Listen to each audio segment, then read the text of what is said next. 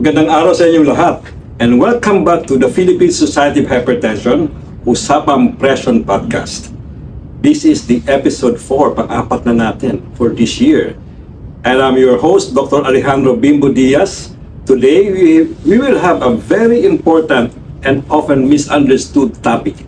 Yan ang tinatawag natin white coat hypertension. Ano nga ba white coat hypertension? At saka hindi masyadong naririnig natin, mask hypertension. So, joining us is a respected hypertension expert. He's a past president of the Philippine Society of Hypertension, Philippine Heart Association, Philippine Lipid and Atherosclerosis Society, and Philippine College of Physicians. And also, he is a former medical director of the Manila Doctors Hospital. Let's welcome Dr. Dante Morales. Dr. Dante, thank you for being here despite your so busy schedule this Christmas. Magandang umaga sa inyong lahat. Nagpapasalamat ako sa presidente natin. Napaka-active si Dr. Bimbo Diaz. Na inimbita ho ako magsalita dito sa podcast na ito. Nakakatawa ho ito kasi marami tayong mapag-uusapan dito. So, umpisahan na natin. Okay. Let's begin with definitions.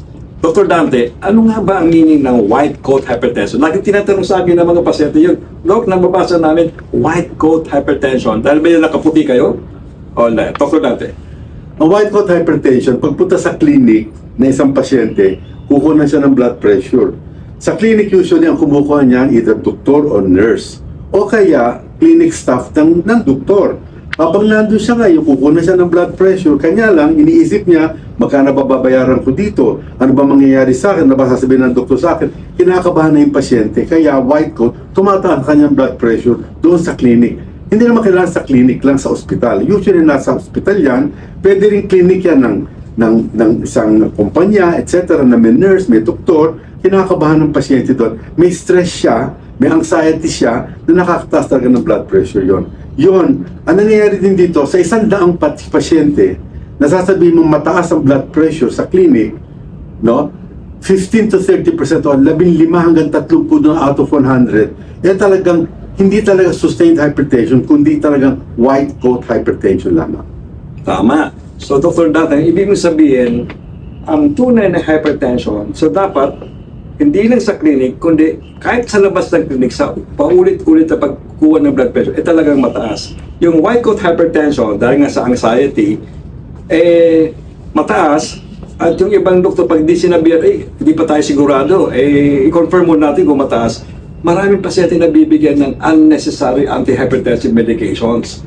At I think, ang dami nila. So, kasi tayo mga taga-Philippine Society of Hypertension, tinuturo natin yan na, wait muna, huwag natin i-confirm ng high blood ka unless at different occasions na kukuha ang blood pressure, talagang mataas.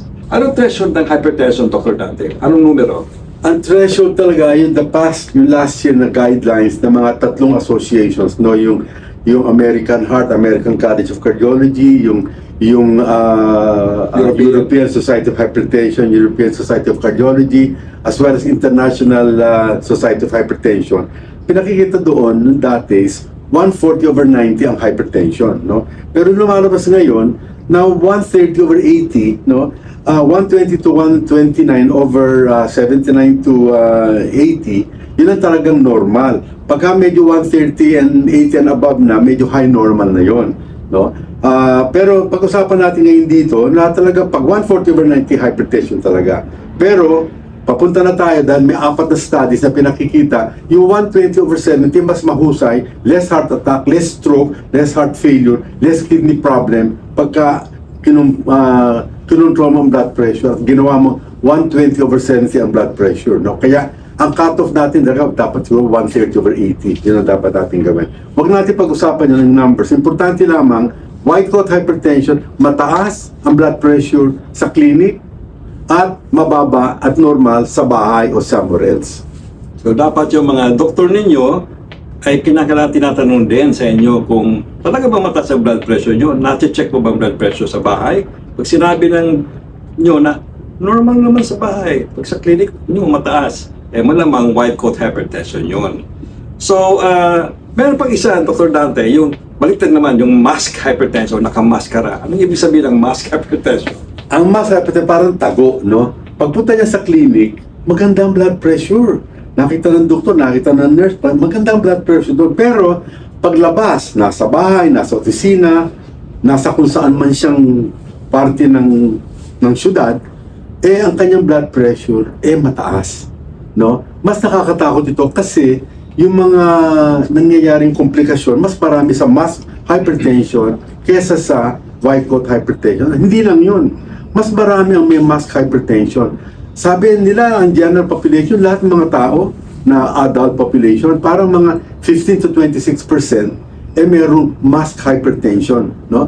Ang dami nun, general population. Bakit nangyayari yun? Kasi, yung sa clinic, hindi naman sila araw-araw nagpupunta sa clinic, paminsan-minsan lang yan, di ba? Pero, yung kanilang blood pressure outside the clinic, palaging mataas.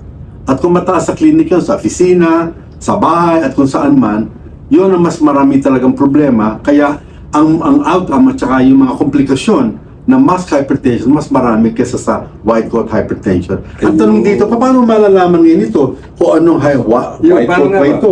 O kaya mass?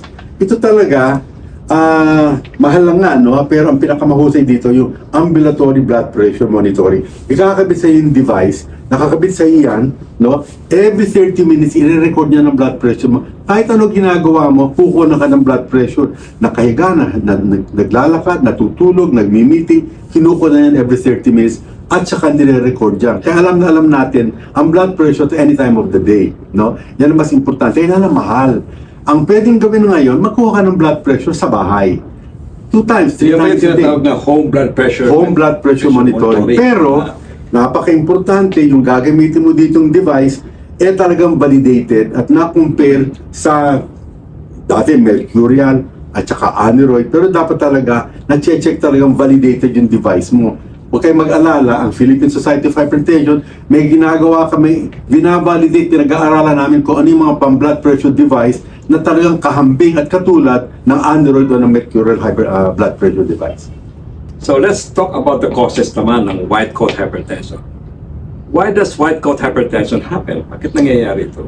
Marami pinanggagalingan, pero una-una, anxiety, nininervous yung pasyente. Imagine, nasa clinic ka, nagpupunta ka doon, tapos habang kinukuha na ka ng blood pressure ng doktor o nurse, sasabihin sa'yo, o ano ba nangyari sa'yo? Kamusta ka ba? Bakit ganyan? Mukhang mataba ka ngayon? Etc. Kakabahan ka na noon. O kaya naman, pagpunta mo na sa ospital at sa clinic, kinakabahan ka na sasabihin ng doktor sa'yo, baka masama ang makita sa'yo. No? Ninervous kaya anxiety, stress, meron pang iba pa tinatawag na sympathetic nervous system. Yun, pag na-stimulate yun, may mga substances na nangyayari sa katawan na ginagawa, nakakataas ng blood pressure, nakakataas ng heart rate. No? So, hindi lang yan, pati steroid. Ha? May mga steroid na napoproduce because of the stress, nakakataas din ng blood pressure yun. Yun ang mga bagay. Kaya pag kukunan ng blood pressure sa klinika, dapat yung nurse yung doktor, walang kibo. No? Huwag kang masabihin na mataba ka, kumuha ka ba ng gamot mo, blah blah blah, etc. Huwag mo gagawin. In fact, ang gusto ko talagang mangyari sa hospital, gusto ko ng project dito, meron kami isang room sa hospital na maganda ang surrounding, siya lang mag-isa doon, may pang blood pressure doon, maganda ang tanawin doon at may music na mga maganda, tapos pupunta siya doon, kukuha siya ng blood pressure, 3 beses, etc. etc. Tapos i-record na, meron ka ng ganyan bibigay sa'yo, pupunta ka na sa doktor mo. Pagpunta ba sa doktor mo, talagang nakuna ka ng blood pressure, relax ka. Walang nurse, walang doktor, relax ka sa surrounding na yun. Hindi lang matuloy-tuloy Magbayad ng 50 pesos, okay na yun Sustainable na yun Gawin natin yan. Ang ibig mo sabihin, kailangan, pag yung tamang accurate blood pressure measurement is a true resting blood pressure. That's right. Yung walang cellphone, walang mga iniisip ka na hindi ka rested. How about yung mask hypertension? Ano ang mga mask common causes hypertension? nito? Yan, alam mo, hindi pa talaga alam kung ano pinanggagalingan yan. Ako, iniisip ko dyan, pag nasa doktor siya, kampante siya, kasi naku, eto yung doktor, matutulungan ako nito. Okay. Naku, talagang mahusay mangyayari sa akin dito, kaya relax sila. Pero yung mas delikado yun, kasi hindi niya alam na high blood pala. Kaya nga, mas delikado yun. Pero pag uwi niya sa bahay, inawan niya yung asawa niya o inaway siya ng asawa niya, taas ang BP. O kaya, nasa office na siya, uminom ng alak. Okay. O kaya, nanigarilyo. O very, very active. Mas mataas ang blood pressure doon sa labas ng clinic kesa sa loob, no? Kaya yun, mas makakaroon talaga ng mass hypertension. Nakatago yung hypertension. Meron talagang hypertension, pero nakatago kasi sa clinic hindi siya gagamutin ng doktor. So, Pero yung pala mataas para sa labas. So in other words, parang hindi pa tayo sure kung what causes, bakit pag nasa hospital setting nagno-normalize. Pero sa totoo, kung outside of the hospital, sustained elevated ang blood pressure, na pagka-sustain ng nadadami sa blood vessel, which could actually put them at higher risk of cardiovascular right. events and stroke, That's and right. even chronic kidney disease. That's right. Pagpunta sa doktor, ng pasyente sa doktor, siyempre gusto niya mahusay siya, papakita niya mahusay yung blood pressure niya, hindi inom ng alak yan, hindi inom ng coffee yan, magre-rest yan, etc. No, pero paglabas na niya, nandun na tuloy ang sigarilyo, alak, activity, at iba pa. No? So yun, kaya mas marami namang times na outside ka sa clinic ng doktor kaysa sa loob ng clinic. Kaya mas nakakatakot ang mass hypertension. Kaya mas maraming ang problema sa mass kesa sa white coat. Kasi hindi ka gagamitin ng doktor mo pag nakita yan. Pero dapat ang gawin ng doktor, kukunin ng blood pressure, home blood pressure. Dapat importante yan.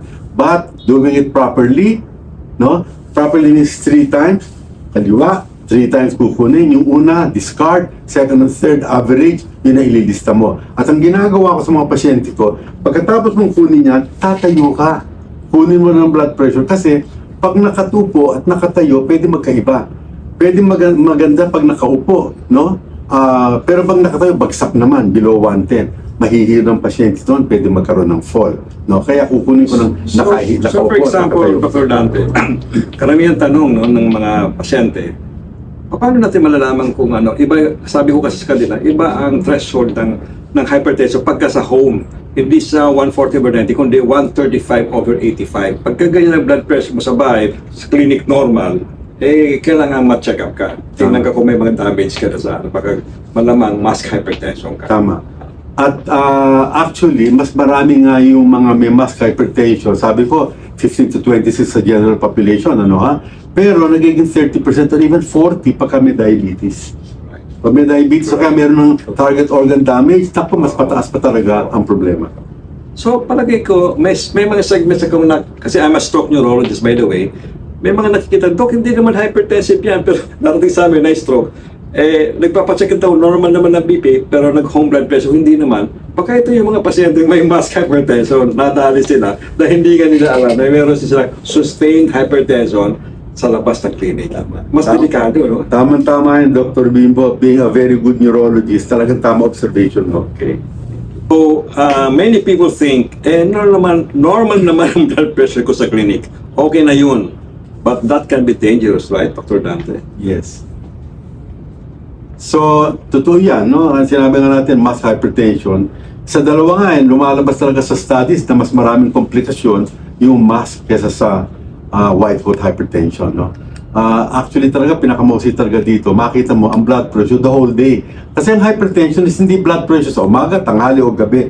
It is the blood pressure during the whole day. And not due to the situation. Kunyari, galit ka, siyempre mataas ang BP mo, normal, okay yun.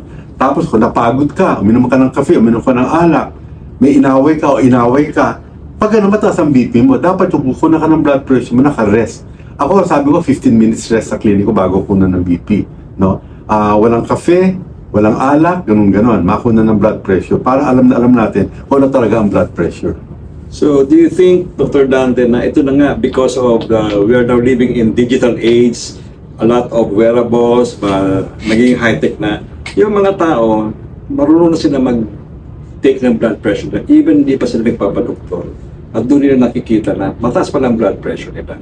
So, tatanungin natin siyempre kung ano bang ginamit nyo na pag-measure. Is it yung may cuff na arm blood pressure? Yan ba ay binalidate at least? O lalo na kung validated by the Philippine Society of Hypertension. Pagka ganon, malamang tama yung blood pressure na mataas ka sa bahay at kailangan ma-check up ka kung talaga bang uncontrolled ang blood pressure mo kung minsan. So, early detection Early detection is key. Napaka-importante. In fact, ang early detection, sa akin, hindi lang talaga sa clinic dapat talaga may opportunistic blood pressure measurement. Correct. Kahit saan ka magpunta, kunyari, nagpunta ka sa mata mo, sa tenga, OB, kahit anong specialty, no, dapat yung kukunan ng blood pressure. Hindi dapat yung papatingin ka sa mata lang titignan sa'yo. Dapat magpa-check din ng BP. Lahat ng doktor, dapat may pang-blood pressure check. Would you encourage, Dr. Dante, na karamihan ngayon sa pamilya, meron ng weighing scale. So, di lang weighing scale magtitimang regularly, magkaroon na rin sila ng validated blood pressure device pang pamilya at paminsan-minsan, check nila ang blood pressure nila. That is a worthwhile investment. Magkano? 2,500, 3,000? Pagagamit ng buong pamilya ito, imagine, Pero just be sure, nababalidate nyo na tama yan. Dali nyo sa clinic ng doktor, ma-check kung tama yung BP yung device nyo. Pag okay yan, yan ang gamitin ninyo. Opportunity, in fact, iniisip ko pati sa mall. Dapat meron yung pupunta ka dyan, pati blood pressure nga ako. Hindi lang yun. Pinag-uusapan na natin Society of Hypertension. Gawin namin project during mass o during any religious event. Meron nakaano doon na, magpa-check kayo ng blood pressure. Pwede pa mag-blood test doon, Yes. Makikita nga nila kung may blood pressure sila o hindi, Ngayon, kung medyo mataas yan, magpa-check sila sa kanilang doktor to be sure na talaga normal ba o hindi. Also, Dr. Dante, would you recommend for the families, families with blood pressure device, na ipakalibrate nila yung kanilang home blood pressure device regularly? Yes, definitely. Siguro every 3 months siguro, just to be sure. Ako, sa clinic ako, ang lahat ng pasyente ko, dadali nila yung kanyang pang-blood pressure. Pupunta sa clinic ako ngayon, kukompare yung aking pagkuha sa aking clinic at pagkuha nila. Pag ang difference 5 to 8, pwede na yan. Pag sobra doon, may mali. May Siguro mali. mas tama yun sa akin kaysa kanila. Okay, yes. Pagka ganun, dapat sabihin ko, pabalidate nyo yan. Bumalik kayo doon sa kung saan kayo bumili, Yes. ma-calibrate yan. Kung hindi at palaging pump-up, bumili na kayo ng bago. Yes. At saka lang may tamang battery. Isang 1 bar na lang. Tama. Okay. So, doon naman tayo sa diagnosis. Anong practical guide mo, Dr. Dante? How can you confirm kung ang taong meron ba siyang white coat hypertension or even yung mask hypertension? Magkuha ng blood pressure sa bahay. Umaga, tanghali, gabi. O pwede na umaga at gabi, Pag gabi, hapon, pwede rin yun, twice a day, Pero the more you do it, the better, Kasi, mas maganda nga yung ambulatory blood pressure kasi the whole 24 hours nakikita, Yes. Nakikita rin to kung tulog. Kasi pag tulog tayo, dapat ang blood pressure bumaba ng by 10% or more. Pag hindi bumaba, may problema rin tayo. Kasi dapat pag natutulog tayo, mababa ang BP natin. Pero pag hindi, risk din yan for complications na cardiovascular, magkakaroon tayo ng problema. Kaya doon makikita mo kung tulog. Hindi mo makukuha ng blood pressure kung tulog ka eh. Di ba? Hindi mo magagawa yon. Ito, ambulatory BP, natutulog ka, kukunin ng blood pressure. Pwede kang magising dahil masikip, pero kukunin ng blood pressure na yon. Kaya yung pinaka-importante, kailangan mahal. Sana mapamura natin yan. Yes, yes. Actually, meron ng isa akong kilalang company, of course, I will not mention the company. Meron na silang ganung klaseng device na nakaka-measure kahit tulog ka sa wrist. I-measure ang blood pressure mo 3 times sa late night, midnight, and early morning. So basically, parang eternal. Sana yan gawin nila sa cuff dito kasi yung mga studies comparing by cuff or by radial By dito sa radial, wrist, oo. mas maraming okay ito kaysa dito. Yes. Pero kung meron dito na validate na nila, na compare nila na okay yon. Pero mas maganda sana kung dito habang natutulog ka, di ba, sisikip siya at kukuha na ng BP. Okay, so doon naman tayo sa management. Paano natin i-manage yung white coat hypertension? Anong recommendation mo, Dr. Dante? Pag white coat hypertension, titingnan mo na ngayon kung sa bahay anong blood pressure. Pag nakita mo talaga white coat talaga, sa clinic mo lang mataas, sa bahay mababa, white coat hypertension yon. Pagka ganun ngayon, ang gagawin mo ngayon, lifestyle modification, kung mataba, magpapayat. Kung stress masyado, mag-relax din. At lahat ng pati pagkain, etc. Lahat ng yun, pati sa alcohol, sa smoking, etc. Lifestyle modification. Pero naalala ko, Dr. Dante, yung convention natin, di ba, nag-lecture ka, pinag-lecture kita about yung lagi bang benign lang ang white coat hypertension, kailan nagiging hindi benign ang white coat hypertension? Hindi benign. Ako, tatlong reason yan. Una-una, ang white coat hypertension, mamimiss mo. Well, anyway, tatlo, yung isa, kinumpare nila, yung mga taong normal, taong merong white coat, taong may sustained hypertension, talagang hypertension na. Nakita ngayon nila, yung sa tatlong yon, nasa gitna ang white coat hypertension. Ito normal, ito hypertension sustained, nandito sa gitna. When it comes to heart problem, stroke, kidney problem, etc. At hindi lang yun, nakita nila na mas marami doon sa may mga white coat hypertension ang nagkakaroon ng diabetes, nagkakaroon ng mataas ang sugar, nagkakaroon ng yung metabolic syndrome na tinatawag na pagkataba, mataas ang sugar, mataas ang blood pressure, mataas ang triglyceride, mababa ang HDL. Nakikita nila lahat yun doon. Yun ang correlation. Kaya hindi talaga normal at benign ang white coat hypertension. So, pwede ko bang i-justify, although hypothetically lang ito naman, Dr. Dante, kasi yung original definition of white coat is a clinic setting, hospital setting, pero kung normal ang blood pressure ng isang tao, pero under stress, tumataas, tapos mag-normalize ulit, nagpaiba-ibang blood pressure, nadadamage ba yung lining ng ugat? Yes. Anytime nang palaging mataas ang blood pressure, apektado yung ating arteries. No, meron tayong endothelium dyan na nasisira yun. Pag nasira yun, nagkakaroon ng deposit doon, lalaki. Pag biglang umutok yun, heart attack at stroke ang nangyayari. So, in other words, pag ganyan, kunyari, a young individual who works in a call center with a busy lifestyle in the city, normal sa dati, and then he went into that kind of work, and then nag-starting stress eating and everything. Yung paminsan-minsan na tumataas ang blood pressure, can that graduate from white coat hypertension to at a real hypertension in the future? Yan ang isang problema ng white coat. Ang white coat, no, kahit nasabi natin ito normal, ito ang sustained, nandito sa gitna, sa kasamaan, no, pumupunta siya rito. Mas maraming nandito na pumupunta roon kaysa nandito normal na pumupunta doon. Kaya dapat talaga ang white coat hypertension malaman natin. Kasi papunta yan sa sustained hypertension na talagang gamutan ng gusto yan at talaga yan nakakasira ng una-una, nakaka-stroke, nakaka-kidney problem, nakaka-hemodialysis, nakaka-heart attack, nakaka-heart failure. Yeah, Pati sa mata, nakakabulag. Okay. So kasi nakikita natin ngayon in this age, ang dami kasi may anxiety, Dr. Dante. So hindi lang naman yung as you said, yung cause ng white coat hypertension sa clinic is anxiety, but anxiety in itself can increase the blood pressure. So hindi natin napapag-usapan ito, but this can actually be a surrogate of white coat hypertension. That's right. So stress management is so important, and chronic stress can really be very bad. Yes. Ang hirap lang dyan, no? Kung stress ka sa trabaho mo, nasa BPO ka, nakaka-stress sa yun. Pero, anong gagawin mo? Pag umalis ka doon, pag di ka ma-stress, wala ka namang kita, mas lalo ka ma-stress. Okay. Wala kang pera. Okay, so kailangan talaga I-manage mo lang yun. may stress management talaga. Okay, so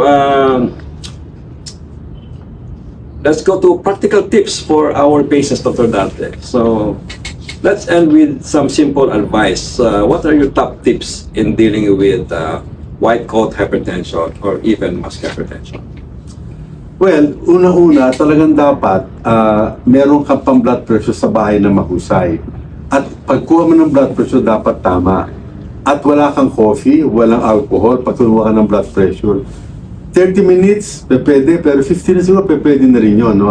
At to be sure, hindi ka pagod, nakarelax ka, wala alcohol, walang coffee, walang stress, etc. Makuha ka ng BP sa bahay. Para mai-compare mo sa blood pressure mo sa clinic. No? Kahit sa clinic niya, ng kumpanya nyo, clinic ng doktor, clinic ng nurse, etc. Kukompare mo ngayon yan. Doon mo makikita ngayon kung may pagkakaiba sila. Pag magkaiba sila, at malaki pagkakaiba, yun ang iisipin mo white coat hypertension. So I guess we've come to the top of the 20 minutes na itong podcast natin, Dr. Dante. So thank you very much, and I'm sure you will not resist if I invite you again next year for another episode of podcast. Pag sinabi ng mabuti kong presidente, imbitado ka at mapunta ka, I'm voluntold to go. With that, thank you so much. See you in the next episode of Usapang Podcast, Philippine Society of Hypertension. Thank you very much.